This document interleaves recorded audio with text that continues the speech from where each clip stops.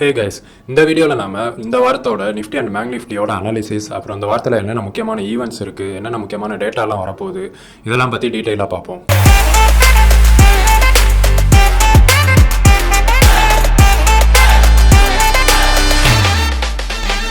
Last week பார்த்தோம்னா நம்ம சேனலில் போன வாரத்தோட அனாலிசிஸ் வீடியோ போட்டிருந்தோம். அதில் நம்ம சொல்லியிருந்த மாதிரி வந்து last week Nifty and bank Nifty வந்து அதோட டெக்னிக்கல்ஸை வந்து கரெக்டாக ஃபாலோ பண்ணியிருக்கு. நிஃப்டி எடுத்துக்கிட்டோம்னா லாஸ்ட் வீக் வந்து 17,300 to 17,800 இந்த ரேஞ்சில் ட்ராவல் ஆகும் அப்படின்னு சொல்லியிருந்தோம். அதே மாதிரி நிஃப்டி வந்து மண்டே ஓப்பன் ஆனது வந்து 17,300 கீழே ஓப்பன் ஆச்சு. ஆனால் கொஞ்ச நேரத்திலேயே ரொம்ப சஸ்டெயின் ஆகாமல் 17,300க்கு மேலே வந்து அடுத்த நாள் நெக்ஸ்ட் டே வந்து 450 பாயிண்ட்ஸ் வரையா மூவ் ஆச்சு, அப் சைடு மூவ் ஆச்சு. அப்பயும் 17,800 பிரேக் பண்ணாமல் கரெக்டாக அந்த ரேஞ்சிலே மூவ் இருந்தது. லாஸ்ட் வீக் பார்த்தோம்னா குளோபல் மார்க்கெட் எடுத்துக்கிட்டோம்னா கொஞ்சம் நெகட்டிவாகவே இருந்தது. முக்கியமாக யூஎஸ் மார்க்கெட் எடுத்துக்கிட்டோம்னா ஃபுல்லாகவே நெகட்டிவ்ல தான் இருந்தது. யூஎஸ் மார்க்கெட்டை பொறுத்தவரை லாஸ்ட் வீக் முன்னாடி ஃப்ரைடே வந்து ஒரே நாளில் 1000 பாயிண்ட்ஸ் டவுன் ஆச்சு. ஏன்னா ஜாக்சன் ஹோல் சிம்போசியத்தில் ஃபெட் சேர்மன் பவல் வந்து ஹாக்கிஸ் கமெண்ட் கொடுத்துருந்தார். அதனால ஒரே நாளில் டவ் ஜோன்ஸ் கிட்டத்தட்ட 1000 பாயிண்ட்ஸ்க்கு மேலே டவுன் ஆச்சு. அதோட ரிஃப்ளெக்ஷனாக தான் வந்து லாஸ்ட் மண்டே வந்து நிஃப்டி ஓப்பன் ஆகிறப்போ 17,200 வரையா போச்சு. கிட்டத்தட்ட அன்னைக்கு லோ வந்து 17,180 வரையா போயிட்டு, ஆனால் கொஞ்ச நேரம் கூட அங்கே சஸ்டெயின் ஆகாமல் 17,300க்கு மேலே வந்துருச்சு. அதுக்கப்புறமா லாஸ்ட் வீக் ஃபுல்லாகவே பார்த்தோம்னா யூஎஸ் மார்க்கெட் வந்து நெகட்டிவ்ல தான் கிட்டத்தட்ட ட்ரேட் ஆகிட்டு இருந்தது. நல்ல பாசிட்டிவான மூவ்மெண்ட் வந்து அங்கே நடக்கவே இல்லை. ஆனால் நம்ம இந்தியன் மார்க்கெட்டை எடுத்துக்கிட்டோம்னா இந்தியன் மார்க்கெட்டை பொறுத்தவரையா நல்லா தான் இருந்தது. பெருசாக எதுவும் டவுன் ஆகலை. டவுன் ஆனாலுமே வந்து ரெக்கவர் ஆகிட்டே தான் இருந்தது. ஸோ இதெல்லாம் பார்க்குறப்போ நம்மளோட எக்கனாமியும் சரி, நம்ம மார்க்கெட்டும் சரி நல்லா கொஞ்சம் ஸ்ட்ராங்காக இருக்கிற மாதிரி இருக்கு. இதே மற்ற மார்க்கெட்ஸையும் பார்த்தோம்னா யூரோப்பியன் மார்க்கெட்டுமே வந்து கொஞ்சம் மிக்சடாக ட்ரேட் ஆகிட்டு இருந்தது. ஏசியன் மார்க்கெட்ஸும் ஒரு வந்து மிக்சடாக தான் இருந்தது. அப்புறம் லாஸ்ட் வீக் நம்ம சொன்ன ஈவெண்ட்ஸ்னு பார்த்தோம்னா இந்தியாவை பொறுத்தவரையா ரிலையன்ஸோட ஏஜிஎம் நடந்தது. அதில் வந்து ஆனால் பெருசாக எதுவுமே முக்கியமான இம்பார்ட்டன்ட் அனௌன்ஸ்மெண்ட் எதுவுமே கொடுக்காதனால அது பெருசாக ரியாக்ட் பண்ணல. அப்புறமா வந்து டேட்டாஸ்னு பார்த்தோம்னா இந்தியாவோட இப்போ முடிஞ்ச ஜூன் குவார்ட்டரோட ஜிடிபி டேட்டா வந்தது. அது வந்து 13.5% வந்துருந்தது. ஆனால் மார்க்கெட் எக்ஸ்பெக்டேஷன் வந்து 16% இந்த மாதிரி இருந்தது. அதுக்கப்புறம் வந்து ஆகஸ்ட்டில் இந்தியாவோட ஜிஎஸ்டி கலெக்ஷன் டேட்டா வந்திருந்தது. அதுவுமே வந்து லாஸ்ட் மந்தோட கொஞ்சம் டிப்பாக இருந்தது, டவுனாக தான் வந்திருந்தது. ஆனால் இது எதுவுமே வந்து மார்க்கெட்டை வந்து ரொம்ப பெருசாக வந்து அஃபெக்ட் பண்ணல. இன்னும் வந்து மார்க்கெட் வந்து கொஞ்சம் ஸ்ட்ராங்காக தான் இருக்குது. 17,500 அந்த ரேஞ்சிலே தான் சஸ்டெயின் ஆகிட்டு இருக்குது. ரொம்ப டவுனுக்கும் வரல. இதே 17,300 கீழே இல்லை 17,100 கீழே இப்படிலாம் வந்திருந்ததுன்னா இன்னும் ஒரு பெரிய டவுன்ஃபாலை நம்ம எதிர்பார்த்துருக்கலாம். லாஸ்ட் வீக் நம்ம இந்தியன் மார்க்கெட்டோட மூவ்மெண்ட்னு பார்த்தோம்னா கிட்டத்தட்ட ரொம்ப ஃப்ளாட்டாகவே க்ளோஸ் ஆயிருக்கு. நிஃப்டி எடுத்துக்கிட்டோம்னா வெறும் 20 பாயிண்ட்ஸ் டவுன் ஆயிருக்கு. அப்புறம் சென்செக்ஸ் எடுத்துக்கிட்டோம்னா சென்செக்ஸ் 30 பாயிண்ட்ஸ் டவுன் ஆயிருக்கு. நிஃப்டி இப்படி ஃப்ளாட்டாக க்ளோஸ் ஆயிருந்தாலும் மற்றபடி மிட் கேப் ஸ்மால் கேப் இண்டெக்ஸ்லாம் பார்த்தோம்னா அவங்க வந்து 1.3% வந்து இன்க்ரீஸ் ஆயிருக்காங்க. செக்டார் வைஸ்னு பார்த்தோம்னா ஐடி செக்டாரை தவிர மற்றபடி எல்லா செக்டாருமே வந்து ஓரளவுக்கு வந்து ரைஸ் ஆயிருக்காங்க. ஐடி செக்டார் எடுத்துக்கிட்டோம்னா யூஎஸ்ல போன வாரம் ஃபுல்லாகவே வந்து மார்க்கெட் கண்டிஷன் சரியில்லாதனால ஐடி செக்டார்லாம் கிட்டத்தட்ட 3% மேலே ஃபால் ஆயிருக்கு. அதுக்கப்புறம் எஃப்ஐயோட ஆக்டிவிட்டிஸ் பற்றி பார்த்தோம்னா எஃப்ஐ வந்து லாஸ்ட் ஆகஸ்ட்ல வந்து கிட்டத்தட்ட 22,000 crores வந்து பை பண்ணியிருந்திருக்காங்க. டிஐ பார்த்தோன்னா எஃப்ஐ வந்து பை பண்ணுறத ஒரு சான்ஸாக யூஸ் பண்ணிட்டு அவங்க வந்து ப்ராஃபிட் புக்கிங் பண்ணியிருக்காங்க போல. கிட்டத்தட்ட லாஸ்ட் மந்த்ல வந்து 7,000 crores வந்து டிஐ செல் பண்ணியிருக்காங்க. ஸோ நெட்டாக பார்த்தோன்னா 2 பேரும் சேர்ந்து 15,000 crores வந்து பை பண்ணியிருக்காங்க. இதனால மார்க்கெட் வந்து போன ஆகஸ்ட் மந்த்ல வந்து ஒரு நல்ல ரேலியில் முடிஞ்சது.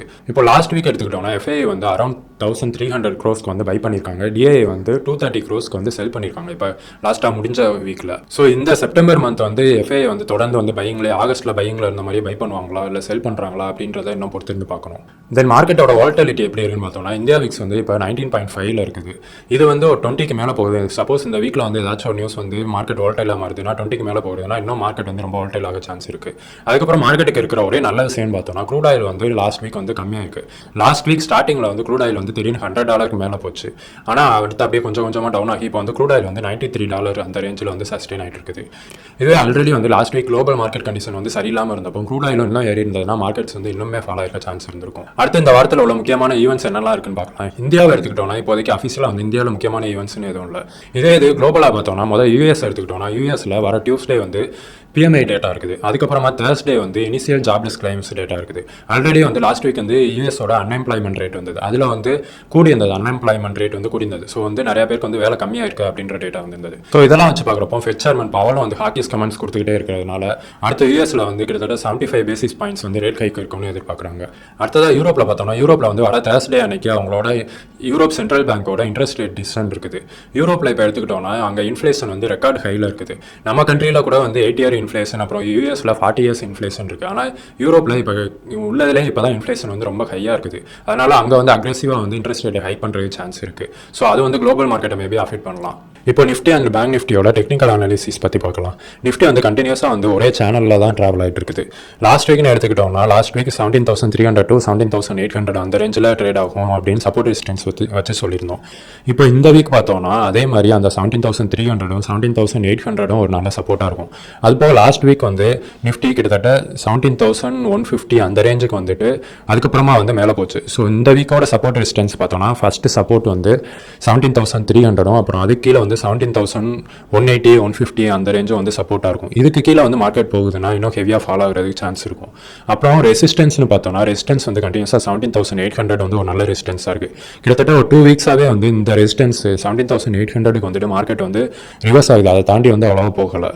வேலை 17,800 தாண்டி போகுது அப்படின்னா அதோட அடுத்த ரெசிஸ்டன்ஸ் வந்து 18,000 கண்டிப்பாக இருக்கும். அதுக்கப்புறமா பேங்க் நிஃப்டியோட அனாலிசிஸ்னு பார்த்தோம்னா பேங்க் நிஃப்டி வந்து கண்டினியூஸாக ஒரு புல்லிஷ் ட்ரெண்ட்லேயே இருக்குது. பேங்க் நிஃப்டி சேனலை தாண்டி பிரேக் அவுட் கொடுத்து வெளியே போச்சு. அதுக்கப்புறமா லாஸ்ட் வீக் வந்து ஸ்டார்டிங்கில் யூஎஸில் மார்க்கெட் ஃபாலோ ஆனதுனால ஃபால் ஆச்சு. ஆனால் 2 டைம்ஸாக எவ்வளோ ஃபால் ஆனாலும் திரும்ப ரெக்கவர் ஆகிட்டே இருக்குது. ஸோ பேங்க் நிஃப்டி வந்து நல்லா புல்லிஷ் ட்ரெண்டில் இருக்குது. பேங்க் நிஃப்டியோட ரெசிஸ்டன்ஸ்னு பார்த்தோம்னா 39,800 அந்த ரேஞ்ச் வந்து ரெசிஸ்டன்ஸாக இருக்குது. ஒருவேளை இதை தாண்டி போகுதுன்னா அடுத்து வந்து 40,000 மேலே போகிற சான்ஸ் இருக்குது. ஒருவேளை ஏதாச்சும் நியூஸ் வருது இல்லை வேறு ஏதாச்சும் பேட் நியூஸ் வருது அப்படின்னா பேங்க் நிஃப்டியும் கூட வந்து டவுன் ஆகிறது சான்ஸ் இருக்கும். தென் ஓப்பன் இன்ட்ரெஸ்ட்னு பார்த்தோம்னா நிஃப்டியை பொறுத்தவரையா கால் சைடில் நல்லா ஓப்பன் இன்ட்ரெஸ்ட் இருக்குது.